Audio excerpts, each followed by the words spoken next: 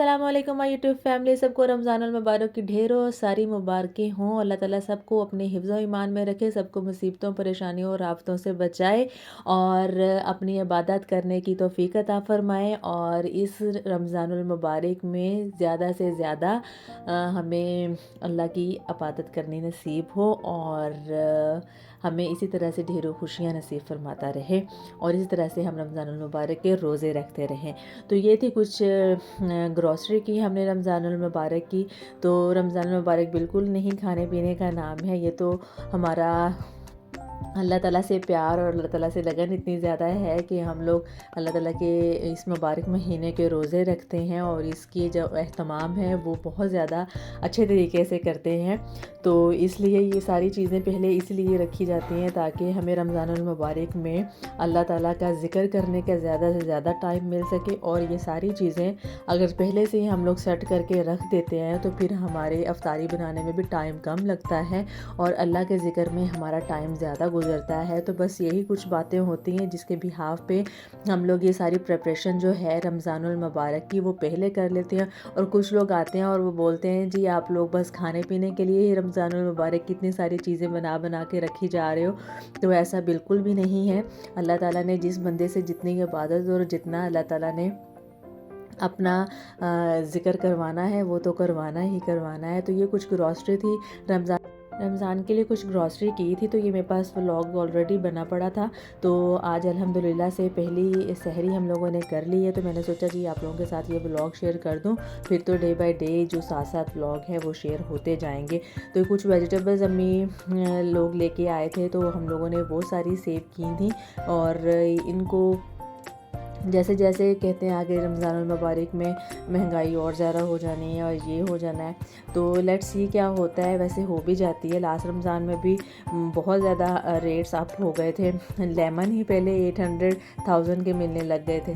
तो जो जो चीज़ें जहाँ जहाँ जिस जिस जगह पे अवेलेबल होती हैं उसी हिसाब से सभी लोग रख लेते हैं और इससे ये होता है कि आसानी हो जाती है इफ्तारी बनाने में भी और चीज़ें आपके पास सारी अवेलेबल होती हैं और रोज़े में रोज़ा रख के बाहर इतना निकला भी नहीं जाता है। तो ये सारे इसके जो वेजिटेबल बॉक्सेस थे उसके नीचे टिशू बिछा के तो ये जितने भी वेजिटेबल्स इनको अच्छे से ड्राई करके और टिशू के साथ इनको किया था ड्राई ताकि पानी ना हो, क्योंकि पानी अगर थोड़ा सा भी लगा रह जाता है तो वहाँ से जो वेजिटेबल्स हैं वो ख़राब होनी शुरू हो जाती हैं।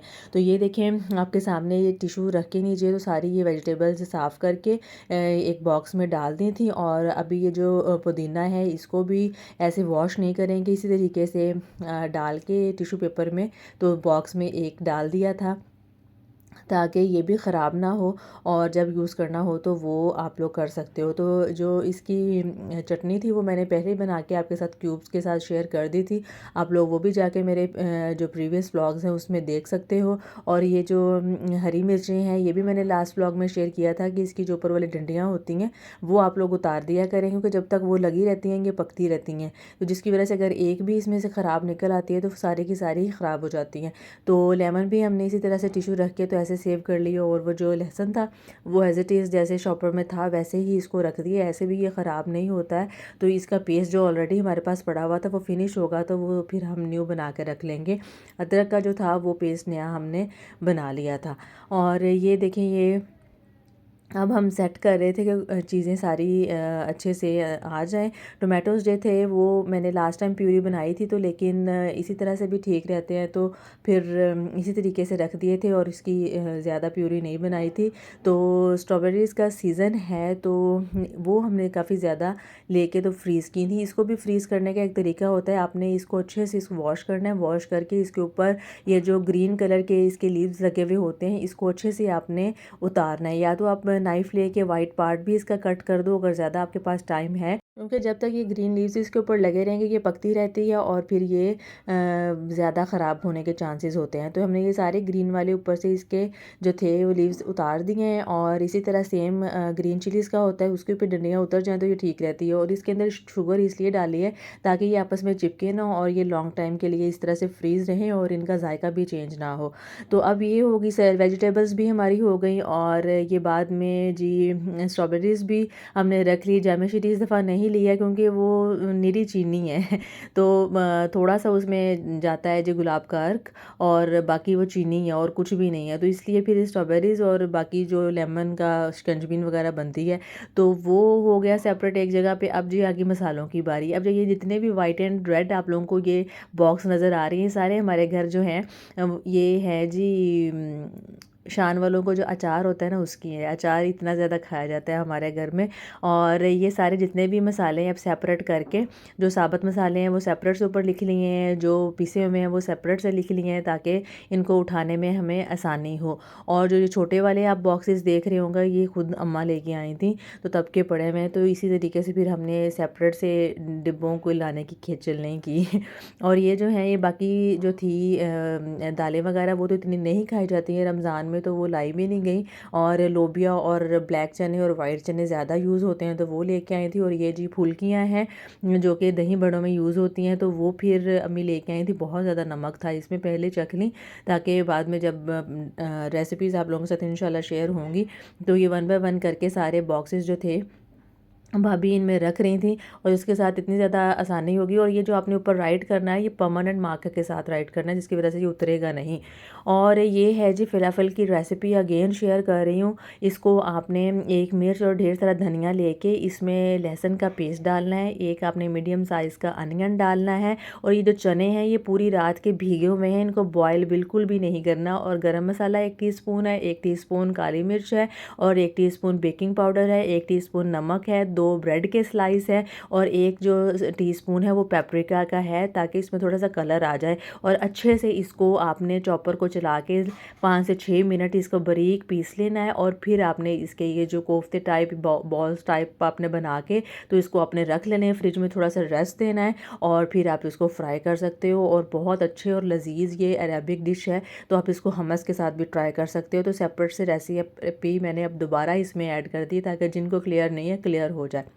तो काम करते करते जी भूख तो लगी, घर के काम भी रूटीन के साथ साथ चलने होते हैं। तो ये मैं बनाने लगी थी चिकन और वाइट वाले चने और थोड़े से मैंने इसमें पोटैटोस भी ऐड कर दिए थे। तो मैंने अनियन को चॉप करके अच्छे से भून के उसमें मुर्गी अच्छे से भून ली थी और फिर उसमें लहसुन अदरक का पेस्ट डाल के और साथ में साबुत ज़ीरा डाल के तो उसको भून लिया था।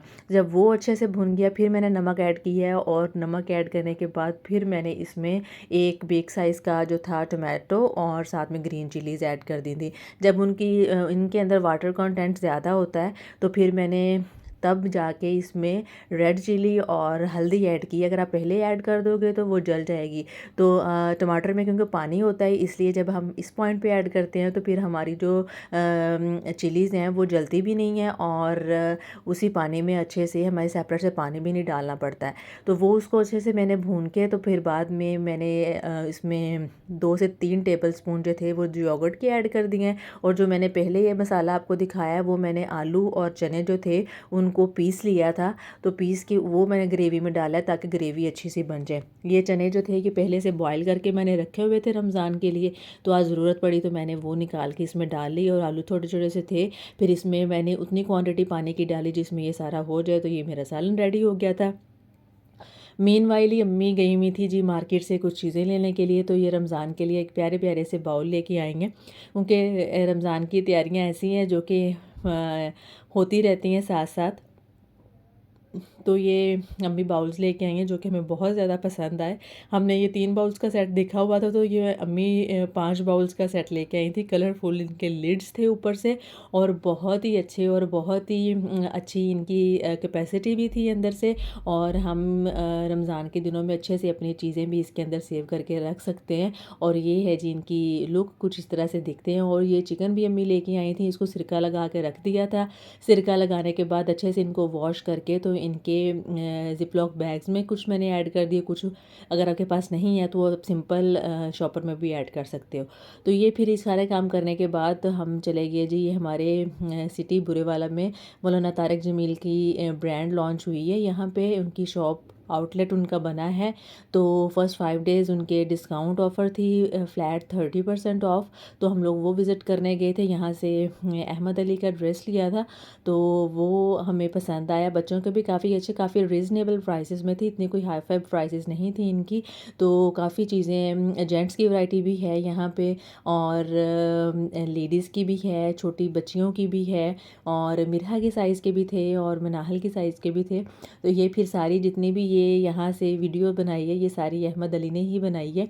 ये देखें, टोपियाँ भी काफ़ी अच्छी अच्छी सी थी वहाँ पे, और बहुत सारी चीज़ें बहुत ज़्यादा पसंद आई वहाँ पे।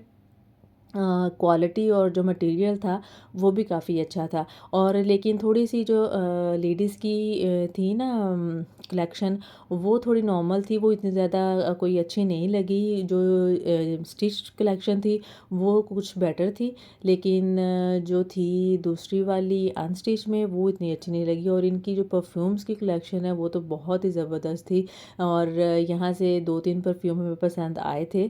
तो लेट्स सी, हम लोगों ने काफ़ी इस पे डिस्कशन की है, तो फिर बाद में हम लेने भी जाएंगे इंशाल्लाह। और ये देखें, जेंट्स की कलेक्शन भी काफ़ी अच्छी थी, काफ़ी रीज़नेबल प्राइसेस में जो सूट मिल रहे थे 3200 के, तो वो इस टाइम सेल प्राइस थी 2200 के, 2500 के। तो रीज़नेबल प्राइसेस में बहुत अच्छा स्टफ़ था जो कि ये लोग प्रोवाइड कर रहे हैं। और ये देखें, ये स्टिच कलेक्शन है, बच्चों की भी काफ़ी अच्छी थी और बड़ों की भी अच्छी थी।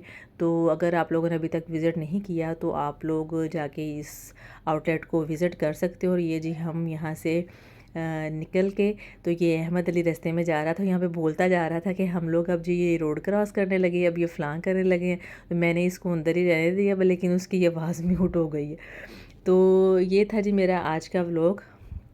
इसके बाद हम नेक्स्ट शॉप पे गए थे, तो वहाँ से हमने कुछ ड्रेसेस देखने थे, और अहमद जो है वो अपनी ही सारी वहाँ पे वीडियोस बनाने लगा हुआ था। ये देखें जी, ये कलेक्शन तो रंग रसिया की नहीं थी, लेकिन वैसे ही उन्होंने इस तरह से रखे हुए थे। तो ये था मेरा आज का सिंपल सा और अच्छा सा व्लॉग। तो उम्मीद करती हूँ आप लोगों को बहुत ज़्यादा पसंद आया होगा। तो आप लोगों को अगेन ढेर सारी मुबारकें रमज़ानुल मुबारक की। मुझे अपनी ढेर सारी दुआओं में याद रखिएगा। मेरे इस व्लॉग को आप लोगों ने लाइक लाजमी करना है, और सब्सक्रिप्शन भी ऑन है। नेक्स्ट किसी व्लॉग में मिलूँगी। अल्लाह हाफिज़।